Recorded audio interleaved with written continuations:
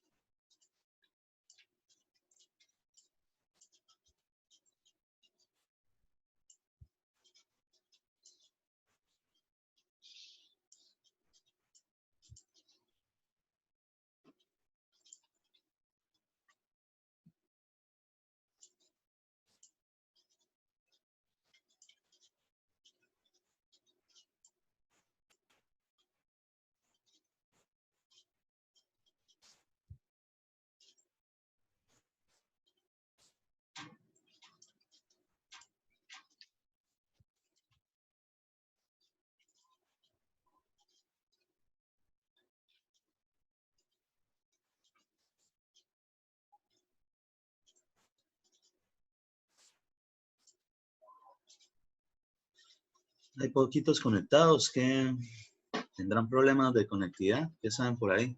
Hagan el favor y escriben el nombre y el código ahí en el chat, por favor.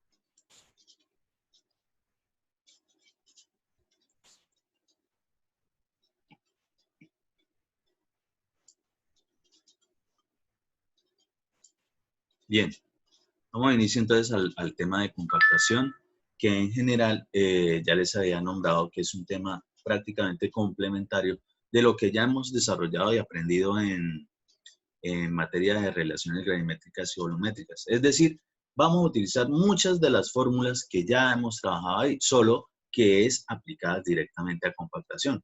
Entonces, para eso, pues vamos a definir de una vez para qué nos sirve eso o qué es esa vaina. Entonces, compactación es la densificación de un suelo por medio de manipulación mecánica, con el fin de conseguir que sus propiedades como material estructural para la ingeniería sean las mejores posibles. Es decir, es una forma de mejorar un suelo. ¿Por qué? Desde la primera clase ya tenemos bien definido de que si una cuestión en general, entre más vacíos tenga, menos capacidad por tanto va a tener, ¿sí? Por lo general. Es decir, entre menos densidad tenga, ¿sí? Entre menos peso unitario o peso específico posea, pues va a ser menos su capacidad por tanto. Entonces, ¿qué pasa con esto de la compactación? Precisamente lo que buscamos es que se densifique más ese suelo, en este caso en particular.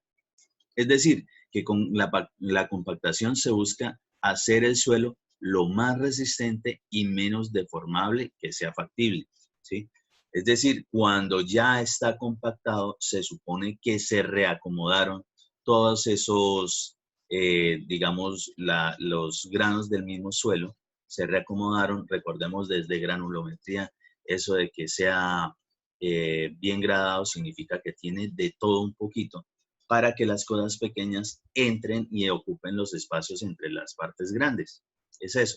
Eso se puede realizar perfectamente con compactación. La compactación hace parte de lo que se conoce como estabilización de suelos, la que tiene por objetivo conservar o mejorar las propiedades del suelo que tienen que ver con su comportamiento como componente de la estructura. Es decir, para nosotros, así no sea que nosotros diseñemos el suelo ya existe, nosotros sí podemos mejorarlo o aprovecharlo en función de la estructura o la obra el proyecto que estemos realizando. Entonces, dentro de esas mejoras que puede tener un suelo, pues esas son unas estabilizaciones, ¿sí? Estabilización del suelo o mejoras del suelo.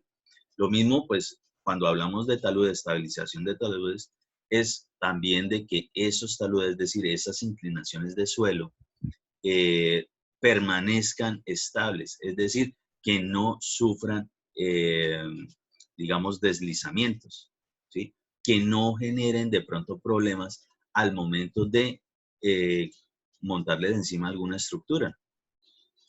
Entonces, en general, para estabilización del suelo se pueden tener las siguientes acciones. Compactación del suelo, bueno, entonces ya sabemos que eso es un tipo de estabilización. La modificación de su granulometría por mezcla con otros suelos. Del primer corte incluso yo les había nombrado que uno podía mezclar suelos de unos con otros. ¿Para qué? Para poder precisamente mejorar las condiciones de algo. De pronto se necesitaba en algún momento que un suelo tuviese algo de cohesión. Entonces, ¿qué haríamos de pronto con un suelo grueso? Pues lo mezclaríamos tal vez con algún fino, sobre todo puede ser con alguna arcilla en ciertos casos, en ciertos momentos, ¿sí? Entonces, ese tipo de mezclas hace parte de una estabilización. Y lo otro, adición de compuestos especiales, es decir, colocarle aditivos a esos suelos. Por ejemplo, el cemento podría ser uno, ¿sí? Mezclarlo con el mismo suelo. Muchas veces se utiliza la cal, ¿sí? Para, sobre todo con las arcillas, para precisamente digamos, limitar un poco sus problemas respecto de cuando sean arcillas expansivas, es decir, que se comportan como una esponja, que cuando hay humedad absorbe mucho y se llena, y cuando viene la época de sequía, pues deja ir todo eso. Esas contracciones son complicadas en los suelos porque, pues, obviamente las transmiten a la estructura por medio de la cimentación. Entonces, hay que tener cuidado sobre eso, pero, pues, digamos que para poder generar ese tipo de estabilización y demás, sí requieren de unos estudios un poquito más profundos respecto de lo que es geotecnia.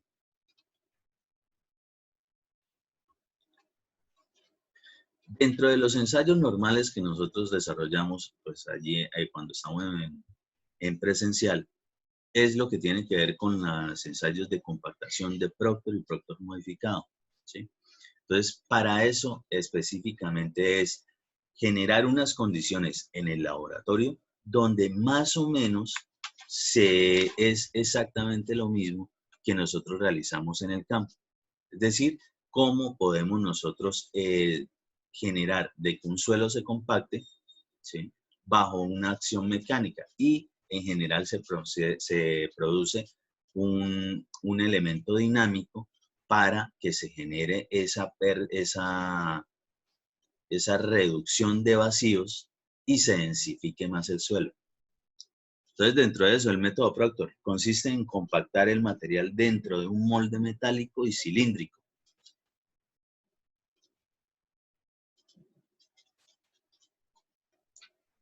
En varias capas y por la caída de un pistón. Existen dos variaciones del método, el método Proctor y el Proctor modificado. Hay una cuestión respecto de esto.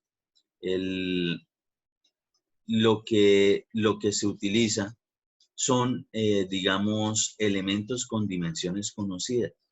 Es decir, nosotros vamos a saber, y pues para el caso son este tipo, ¿sí? Vamos a tener esos anillos y dentro de ese recipiente prácticamente que tiene forma cilíndrica, nosotros vamos a empezar a echar suelo. ¿Y con qué lo compactamos? Lo compactamos con este tipo de dispositivos. Este tipo de dispositivo no es más de que esta zona donde lo que está como por dentro de ese pequeño cilindro, eso está, digamos, pegado a un pistón. Entonces, esto tiene medidas especiales, cosa tal de que este elemento se puede, a medida que uno lo sube, y se debe utilizar de manera vertical totalmente, no se debe utilizar inclinado, siempre es vertical, 90 grados, respecto de la superficie del suelo. Entonces, se coge ese pistón, se eleva lo que está por dentro del dispositivo y simplemente se deja caer. Entonces, la acción de la gravedad como tal, pues genera ahí la parte dinámica y ese golpe que recibe el suelo es lo que va generando de que los vacíos, primero, si es el caso de que contienen agua, pues se expulsa agua y a su vez los empieza a reducir. Es decir, si contienen aire, también el aire empieza a irse. Entonces, eso es lo que se busca. ¿Qué pasa con eso? En general, no solo en el laboratorio, sino en obra, obligatoriamente para poder generar cualquier compactación requiere de que introduzcamos cierto contenido de humedad, es decir, echarle agüita. De hecho, precisamente este tipo de ensayo de laboratorio se realiza es eso, teniendo un material, ojalá esté seco en condiciones normales de al aire, y proceder a determinar con cierto contenido de humedad, es decir, cierta agua, cuánto le estamos echando. ¿Para qué? Ahorita vamos a ver un grafiquito que se forma precisamente con esos datos. Toda compactación, ya sea en el terreno o en los ensayos de laboratorio, se debe realizar por capas, ¿sí? Por capas. ¿Por qué por capas? Porque resulta y acontece que nosotros, voy a hacerles por ahí un grafiquito.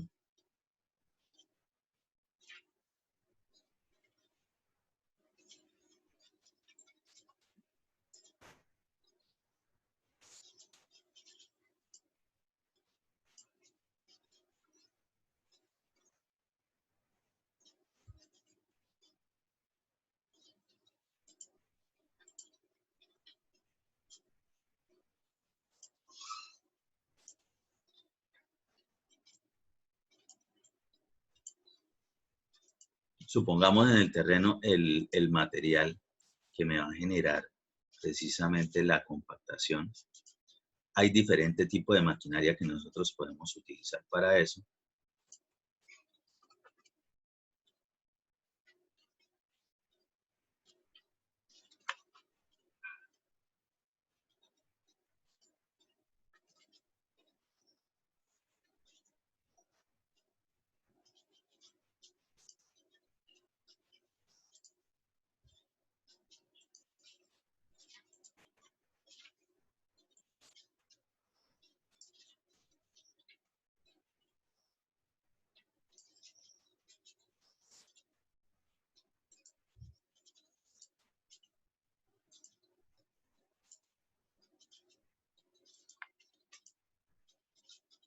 Entonces, ¿qué pasa? Supongamos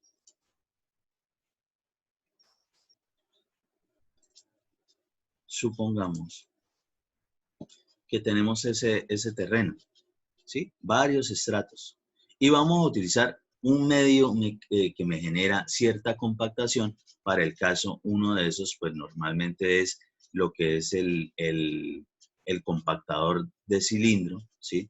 Puede ser compactador de cilindro solo por su peso o adicionalmente ese mismo cilindro puede tener además cierta vibración, ¿sí? ¿Qué pasa con eso? Normalmente se utilizan solo de, digamos, vibración para ciertos tipos de suelos y que sean solo de peso, es decir, por el peso que se le coloca encima, una acción solamente de recibir una carga vertical para cierto tipo de suelos. ¿Qué pasa con esto? Nosotros tenemos varios estratos. Si esto fuese, digamos, un vibrocompactador, es decir, que tiene, aparte del peso, también la vibración, pues si nosotros solamente lo pasamos por acá, por la parte superior, pues esta parte, que normalmente es lo que necesitamos densificar, es decir, hasta donde va a llegar una cimentación, pues debe estar, no va a recibir de pronto toda la acción de este elemento. ¿Cómo así?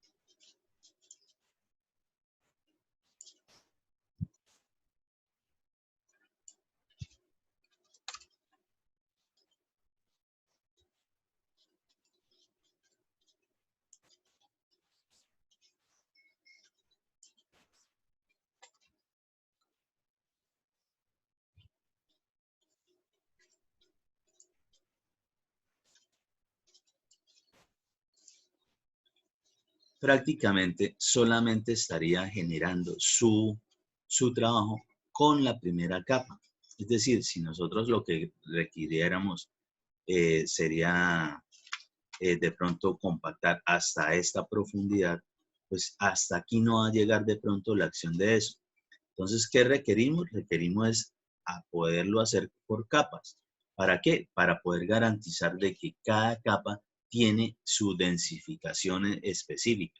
Y pues obviamente eso obedece a, a lo que se determina en ensayos de laboratorio.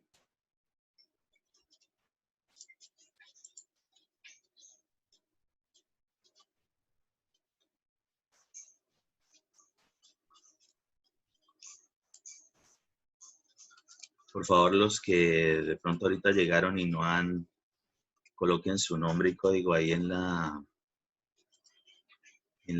el chat, por favor.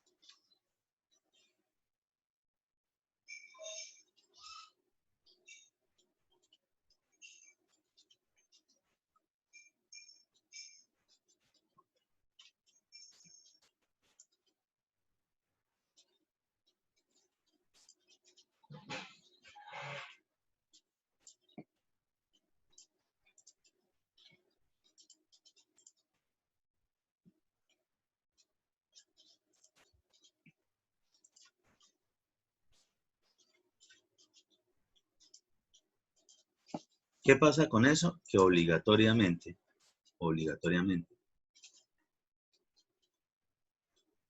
antes de que venga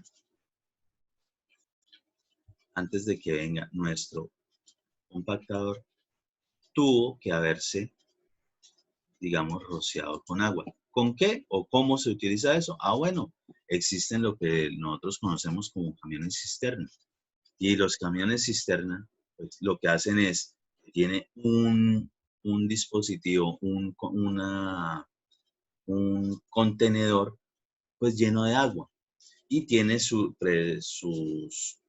llaves en las condiciones tales para poder abrir y que esa agua que contiene ese recipiente, pues se pueda rociar a lo largo de nuestro suelo.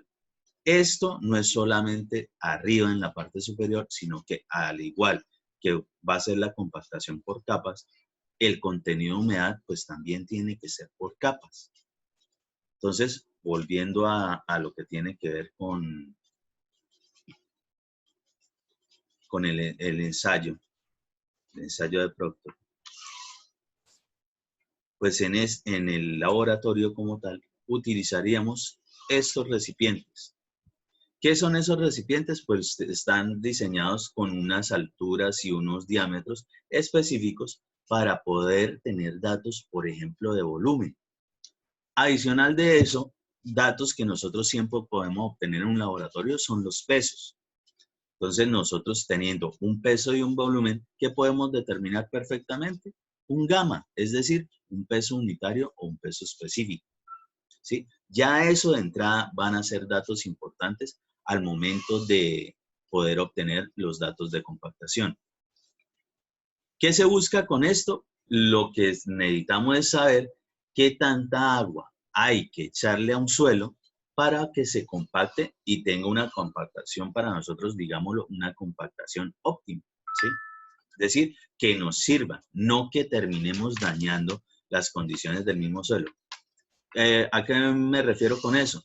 Recordemos desde el punto de vista de estados de consistencia, en el ejemplito ese que hablábamos respecto de hacer las arepas, que si nos pasamos de cuerda al echarle agua a un suelo, pues le vamos a variar mucho sus condiciones. Lo podemos saturar y en un estado saturado incluso muy alto puede estar llegando a comportarse como un fluido viscoso, ¿sí?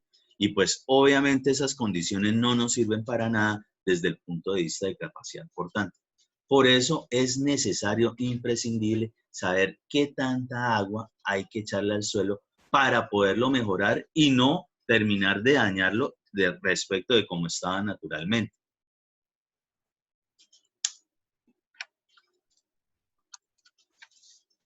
Quiere decir que nosotros en el ensayo de laboratorio lo que vamos a obtener precisamente es ese dato de contenido de humedad. Eso es lo que vamos a buscar realmente. ¿Por qué esos anillos están en dos capas? Ah, bueno, pues para esto era que yo les decía que requeríamos de pronto bastante material de cada uno de los estratos que ustedes obtuvieron respecto de la pique a principio de semestre, ¿sí? Entonces, ahí es donde se pierde mucho material haciéndose específicamente este ensayo de laboratorio. ¿Qué se hace? Se va llenando por capas. Por capas, doctor estándar o normal, con pistón de 5,5 libras, altura de 12 pulgadas, número de golpes 25 y 3 capas a compactar. Ojo, estos números de golpes quiere decir de que con esos dispositivos yo voy a dejarlo caer de manera vertical por acción de la gravedad, simplemente lo llevo hasta la base, lo suelto y él va a compactar el suelo. Pues notarán respecto de los anillos que no es que sea mucha el área que compacta. Entonces se requiere de ir moviendo ese dispositivo cada vez que hacemos golpes. ¿Cómo? Pues dentro de precisamente de ese cilindro, dentro de él. Esta parte siempre tiene que estar en contacto directo con la superficie del suelo, es decir, como en cada capita. Y cada vez que hacemos una capa de suelo, si son 3 capas, En cada una de ellas tendremos 25 golpes. Es decir, primera capa, echamos suelo con cierto contenido de humedad, simplemente lo colocamos ahí. Utilizamos el dispositivo según ya sea Proctor o Proctor modificado y simplemente empezamos a soltar. ¿Cuánto? 25 golpes. Cuando contemos los 25 golpes, listo. ¿Qué hacemos? Puede ser que no, la idea es que siempre nos llegue mínimo hasta el borde del anillo este. Estos dispositivos para Proctor modificado, son anillos donde todo se puede remover, es decir, todo es desmontable. Y la cuestión es que vamos a garantizar es que lo que nos va a quedar en la zona de abajo de esos dos cilindros es lo que va a estar compactado. Es decir, nosotros el anillo superior solamente es como para tener una guía que no se nos salga el material, pero a nosotros siempre nos va a interesar específicamente es la parte de abajo. La parte de abajo es la que va a quedar compactada, ¿sí? ¿Qué tanto? Entonces, ojalá, la idea es que esto nosotros siempre llenemos con material en las capas que esté hasta completar por encima de esa altura del anillo inferior, ¿sí? ¿Para qué? Para al desmontar el anillo superior poder enrazar. ¿Cómo enrazamos? Pues con una regleta, con un palustre, es decir, dejamos a nivel respecto del anillo inferior. Esa va a ser realmente la superficie con la cual nosotros vamos a obtener un peso. Como tenemos las dimensiones precisamente de ese anillo, pues podemos obtener perfectamente el volumen. Si tenemos un peso y un volumen, podemos determinar de una vez un peso unitario o un peso específico en materia de suelos.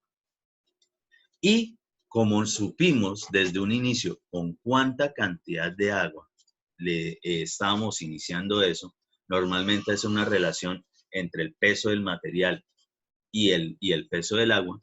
Entonces, perfectamente vamos a saber las condiciones tales para poder obtener datos de con tanto contenido de humedad, obtenemos tanto peso unitario o peso específico.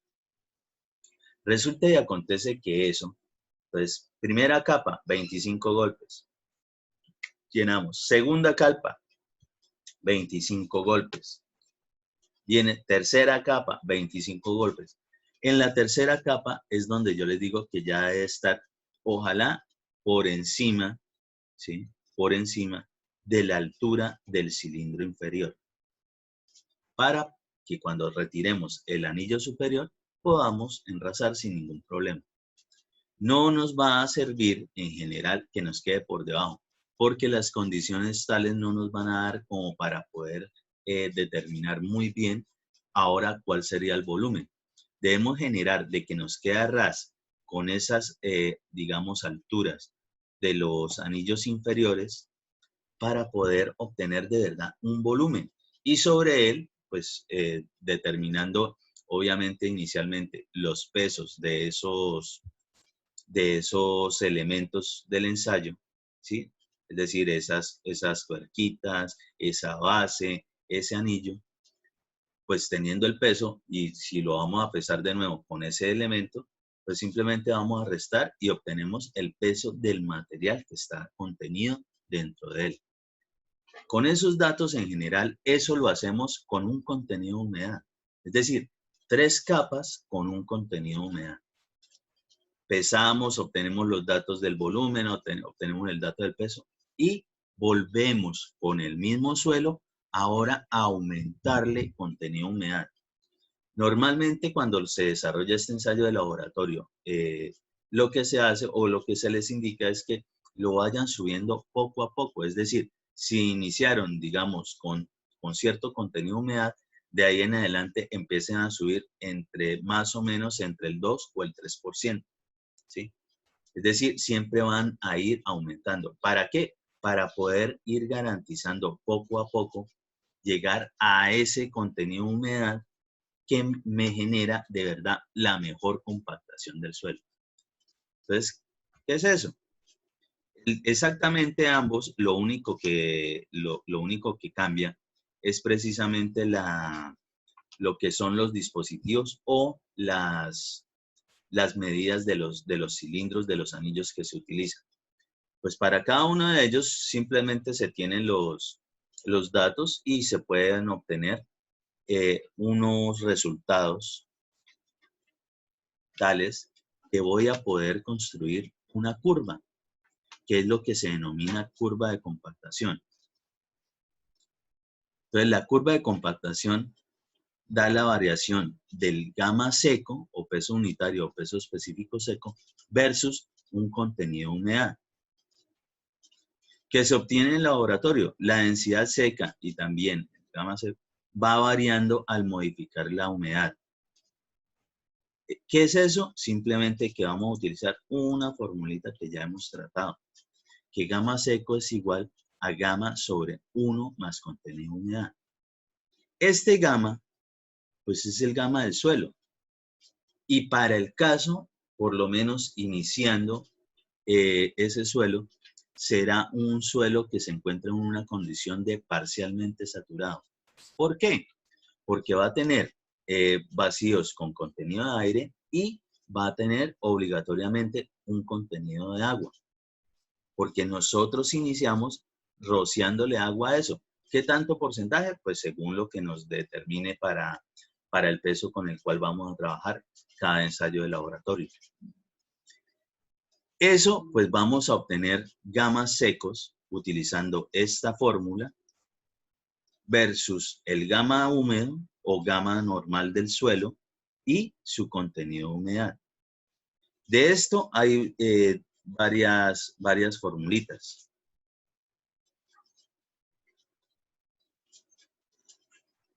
Son estas: gamma seco, gamma sobre 1 más contenido de humedad, o de las que incluso hemos demostrado o utilizado en ejercicios anteriores, gravedad específica de los sólidos por gamma del agua sobre 1 más la relación de vacíos, que es exactamente igual al gamma de los sólidos sobre 1 más la relación de vacíos o índice de poros. Esto resulta de esto. Y todas ellas son exactamente lo mismo para poder obtener el dato del gamma seco. Pero resulta y acontece, y por eso hacemos referencia en forma de a esta fórmula, la de gamma sobre 1 más contenido de humedad, porque la curva de compactación se genera es de esto precisamente, que en la ordenada vamos a obtener lo que son los gamas secos y por el lado de la abscisa vamos a tener lo que son los contenidos de humedad. Cada uno de estos puntos que vemos aquí corresponden a un ensayo con esos dispositivos de Proctor o Proctor modificado. Es decir, la primera vez con el primer contenido de humedad obtendremos un gamma. Si obtenemos un gamma, que es peso sobre volumen, y sabemos el contenido de humedad, podemos desarrollar esta fórmula y obtener un gamma seco. Es decir, vamos a obtener estos datos, que para cierto contenido de humedad vamos a tener un gamma seco. Y construimos con esa coordenada un punto. Muy bien, continuamos con el mismo suelo. Eso nunca lo podemos hacer con un solo ensayito de Proctor o Proctor modificado. Necesitamos varios puntos para poder construir más o menos la tendencia de la gráfica.